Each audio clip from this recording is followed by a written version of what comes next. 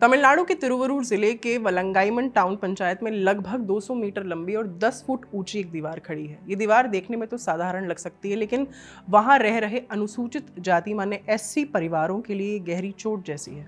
उनका कहना है कि दीवार उनके रोजमर्रा के रास्ते को रोक रही है और असल में जातिगत भेदभाव का एक नया रूप है। ये दीवार करीब 3 साल पहले कोविलपथु वार्ड 14 और उसके पड़ोसी इलाके पथीरीपुरम के बीच बनाई गई थी। इन दोनों बस्तियों में मिलाकर 1000 से ज्यादा दलित परिवार रहते हैं।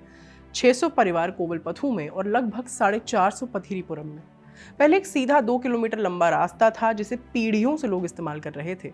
इसी रास्ते से बच्चे स्कूल जाते थे, मजदूर काम पर निकलते थे और लोग सरकारी हॉस्पिटल्स, चावल मिल, बाजार और पुलिस स्टेशन तक पहुंचते थे। लेकिन दीवार खड़ी होने के बाद ये रास्ता बंद हो गया। अब लोगों को करीब 1 किलोमीटर लंबा चक्कर लगाकर मेन सड़क तक जाना पड़ता है। इससे सबसे ज्यादा मुश्किल 800 से अधिक बच्चों को हो रही है, जिन्हें रोजाना स्कूल पहुंचने में ज्यादा समय और मेहनत लग रही है। यहाँ रहने वाले ज्यादातर परिवार दिहाड़ी मजदूरी करके गुजारा चलाते हैं, जैसे पेंटिंग, गाड़ी चलाना, सामान ढोना या खेती में मजदूरी। उनके लिए ये अतिरिक्त दूरी समय और पैसों की बर्बादी है। बुजुर्ग भी परेशान हैं। पहले घर का सामान लेने पास की दुकानों तक सीधा रास्ता था, अब लंबा चक्कर लगाकर जाना पड़ता है, कहती हैं मानी मेघलाई और जयलक्ष्मी, जो वहीं की निवासी हैं। नई समस्या ये भी है कि पंचायत एक सार्वजनिक पार्क उसी इलाके में बना रही है, लेकिन दीवार की वजह से दलित परिवार वहां तक नहीं पहुंच पाएंगे। स्थानीय कार्यकर्ताओं का आरोप है कि ये दीवार केवल जमीन का मामला नहीं है, बल्कि जातीय भेदभाव है। उनका कहना है कि ऊंची जाति वालों को डर है कि अगर दलित परिवारों को इस नए रिहायशी एरिया में आने जाने की पूरी छूट मिली तो वहां की जमीन और मकानों की कीमतें गिर जाएंगी। द हिंदू की एक रिपोर्ट के मुताबिक तमिलनाडु अनटचेबिलिटी इरेडिकेशन फ्रंट के जिला अध्यक्ष मुरली कहते हैं कि ये असल में अछूत दीवार है, बस नाम से नहीं। तमिलनाडु में ऐसी घटनाएं नई नहीं हैं। 2019 में मदुरई जिले के उथापुरम गांव में भी ऐसी जाति दीवार ने खूब सुर्खियां बटोरी थी। दीवार बनाने वाले डेवलपर जे अली इन आरोपों को खारिज करते हैं। उनका कहना है ये मेरी पक्का पट्टा जमीन है, कोई सार्वजनिक रास्ता नहीं है। मुझे बदनाम करने की साजिश हो रही है। मेरे अलावा भी दूसरी दीवारें वहां हैं। अगर राजस्व विभाग माने रेवेन्यू डिपार्टमेंट औपचारिक रूप से मुझसे बात करेगा तो हम देखेंगे।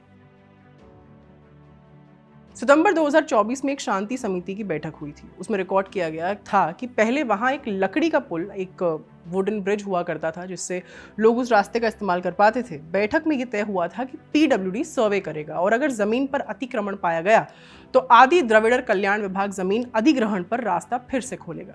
लेकिन अब तक ये फैसला लागू नहीं हुआ है। मौजूदा तहसीलदार के ओम शिव कुमार कहते हैं कि शुरुआती जांच में लगा कि ये रास्ता कई सालों से इस्तेमाल नहीं हो रहा था। डेवलपर का कहना है कि ये जमीन अब बेच दी गई है, इसीलिए सर्वे रिपोर्ट का इंतजार किया जा रहा है। जिला राजस्व अधिकारी बी कलोवेनी ने कहा कि वो मामले की जांच करेंगी। वहीं पुलिस ने खुद को अलग कर लिया है। नलिमन डीएसपी पी तमिलमरन का कहना है कि ये व्यक्तिगत संपत्ति विवाद लगता है। हमें अब तक अनटचेबिलिटी प्रैक्टिस की शिकायत नहीं मिली है। समाजशास्त्री बताते हैं कि तमिलनाडु के कई गांवों में ऐसी दीवारें या अलग रास्ते अब भी जातीय भेदभाव की पहचान है। इंडियन कॉन्स्टिट्यूशन माने अपने भारतीय संविधान का आर्टिकल 17 अनटचेबिलिटी को खत्म करता है, लेकिन असल जिंदगी में ये नई नई शक्लों में सामने आते रहते हैं। वलंगाईमन की दीवार सिर्फ रास्ता रोकने का मामला नहीं है, ये वहां रह रहे दलित परिवारों के लिए इज्जत और बराबरी के अधिकार से वंचित होना भी है। आज की वीडियो यहीं तक। इस केस से जुड़ा जो भी अपडेट होगा हम आप तक लेकर जरूर आएंगे। अभी के लिए विदा लेती हूँ। मेरा नाम है आस्था, कैमरा के पीछे हमारे साथी इरशाद। देखते रहिए खबरगांव। शुक्रिया।